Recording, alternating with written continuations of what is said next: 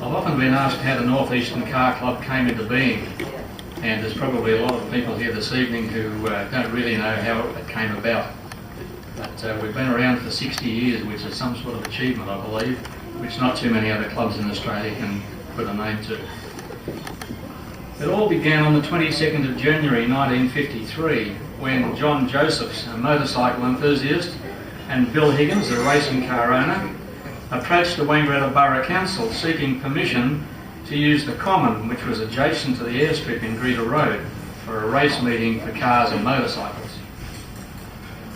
The deputation was well received by council because not only did they grant permission for the use of the area, they also agreed to help grade and form the track. And before long, a short but interesting track, just under a mile long, became a reality. With news of their plans reported shortly after in the Wangaratta Chronicle Dispatch, which was incidentally owned by Bill Higgins, many local and district residents came forward with offers of support to get the first race meeting up and running.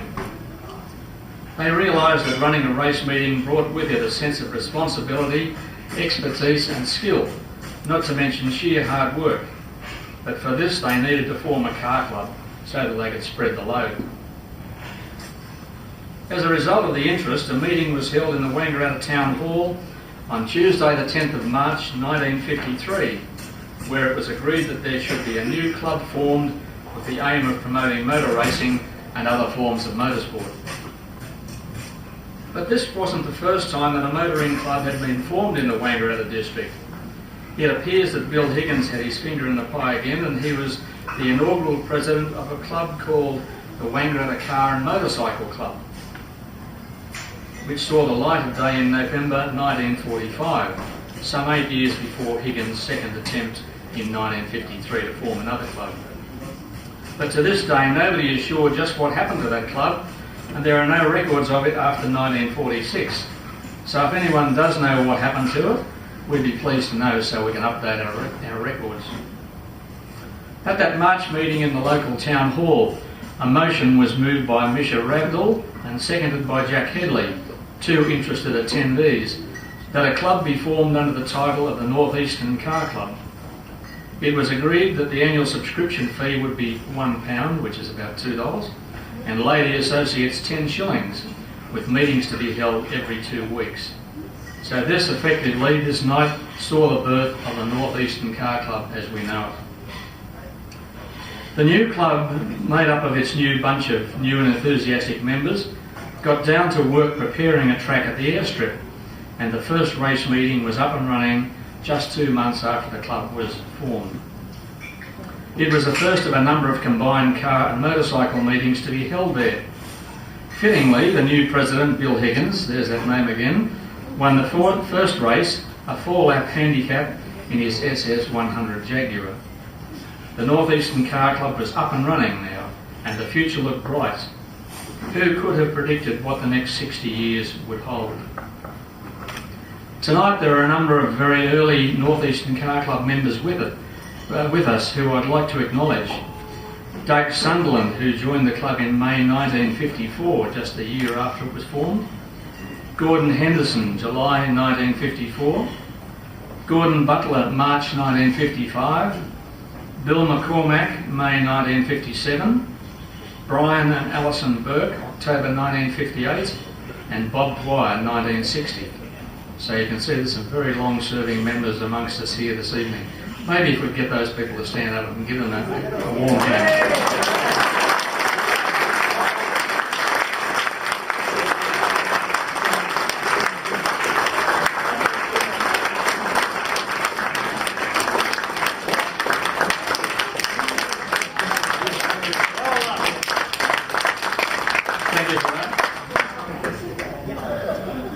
There have been many milestones in the history of the North Eastern Car Club in the ensuing 6 decades since its inception.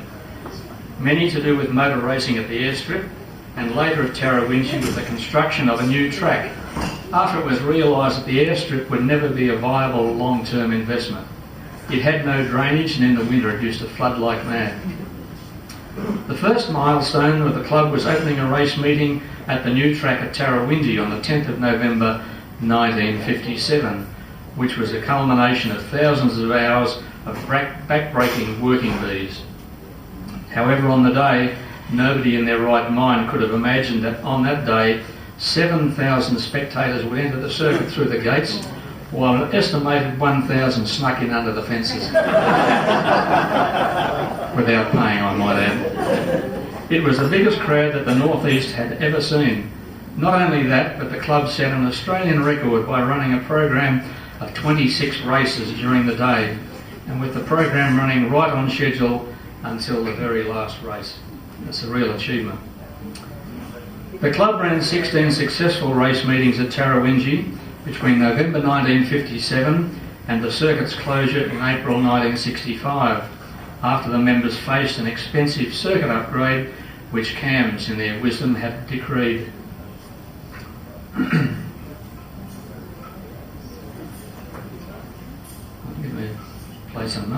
By that stage, both the Hume Weir and Whitten circuits were up and running, and those racing days were great days. I can remember those when I was younger, going and attending the Tarrawingi races.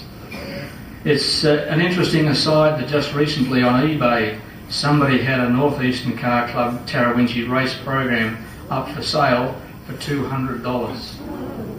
So if you've got a cupboard full of old race programs at home, now's the time to dig them out. Of those early competitors who raced at Tarrawingi some 55 years ago and who are with us tonight include Gordon Henderson, Barry Stylo, Frank Code, Brian Thompson, Brian Burke, Jim McEwen and David Fogg. All those people are with us tonight here.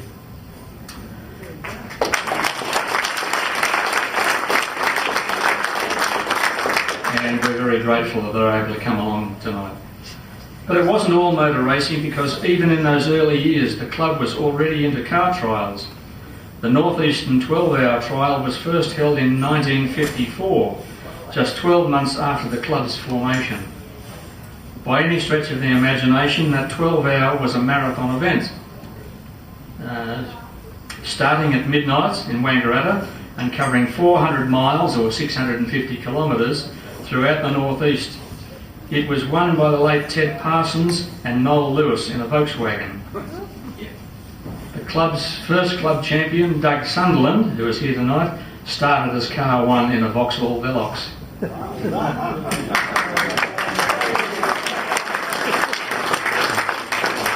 How many of the V8 bloody Ford rubbish is Gradually, the 12-hour North Eastern trial, which later became a rally under the support of Caltex, took over as the club's major event and ran as a round not only of the Victorian Championship, but in 1976 and 77, a round of the Australian Rally Championship as well, another club milestone. Although the North Eastern Rally has not been held for some years, it was conducted on over 40 occasions thanks to the dedication of the club, the officials and the clerks of course. The transition from motor racing to rallying was a major step that set the club firmly in another direction. But there are milestones of all sorts, and in 2003 a milestone of another sort took place when the Kennett government sold off many of Victoria's assets, including the statewide softwood plantations, to the Canadian superannuation company Hancock's, who promptly banned all rallying in the plantations under their control. These were the same plantations where the club used to have its rallies and trials, including the North Eastern, and they were conducted in a thorough and expert manner.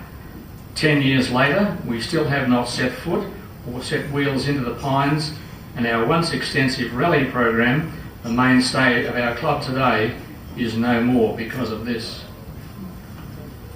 Many of you will have competed in or fondly remember events such as the White Knuckles trial. White Knuckles being a name, I think, which John Hines coined for us many years ago. The White Knuckles trial, the Stanley Steamer, the autumn, winter, summer and spring trials, the Forest Classic, the well-known Bill's Bash, the Borderland Safari and more as well. All successful events that introduced many of our members to trials and rallying through the club. On the brighter side, our hugely successful driver awareness program, which teaches young drivers from 12 years of age the basics of car control, will celebrate its 25th year in 2014. Over those 25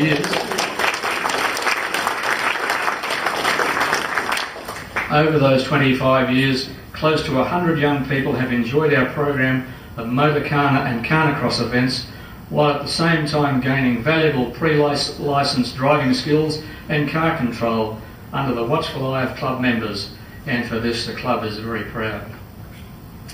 A further milestone of which we are also very proud is the club rooms at Tarrawingi, which is the envy of many other car clubs around the area.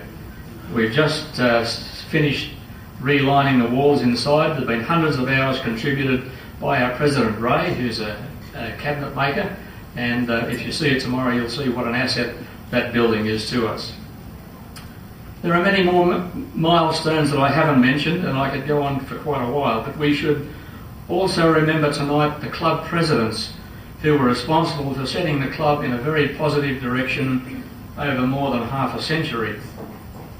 We particularly remember those who are no longer with us: Bill Higgins, Ted Gray, Ted Parsons, Jack Cox, Jack Phillips, John Hellier, Ken Nicholas, Frank Conn, Alan Fleming, Barry McCulloch and Graham Handley.